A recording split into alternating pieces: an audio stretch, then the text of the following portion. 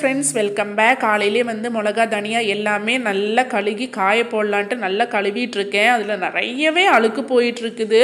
So நல்லா கழுவி நல்லா மொறுன்னு 2 நாள் காஞ்சதுக்கப்புறமா மில்லில் கொண்டு வந்து பொடிக்கிறதுக்கு தான் வந்திருக்கேன். அதுக்கப்புறம் மில்லில் கொண்டே பொடிச்சிட்டு ரிட்டன் வரும்போது நல்லா பசும்பால் வாங்கிட்டு வந்துட்டேன். தயவு செஞ்சு நீங்கள் பசங்களுக்கு வந்து இந்த பசும்பால் வாங்கி கொடுங்க.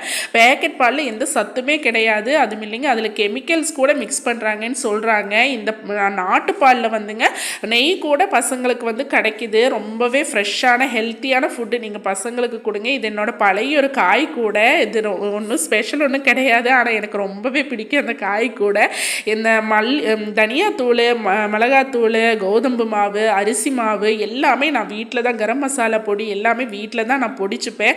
என்னடா இப்படி அரேஞ்ச் பண்ணி வச்சுருக்கீங்கன்னு பார்க்காதீங்க. என்னோடய வீட்டு வேலை எதுவுமே முடியல. வீட்டு வேலை முடிஞ்சு கண்டிப்பாக எனக்கு நல்லா அரேஞ்ச் பண்ணி வைக்கணும்னு ஆசையாக தான் இருக்குது.